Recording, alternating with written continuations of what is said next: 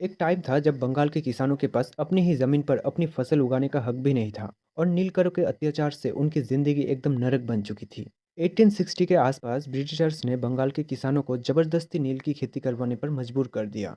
और जो लोग नहीं जानते हैं कि नील की खेती आखिर होती क्या, तो मैं बता दूं, नील की खेती एक ऐसी फसल थी जिससे नील रंग बनाया जाता था, जो यूरोप में कपड़ों को रंगने के लिए यूज होता था। क्योंकि उस टाइम पे यूरोप में इस नीले रंग की बहुत ज्यादा डिमांड थी। लेकिन दिक्कत ये थी, ब्रिटिश नीलकर किसानों से जबरदस्ती ये खेती करवाते थे, जिसके चलते वो अपनी खाने की फसल भी नहीं उगा पाते थे।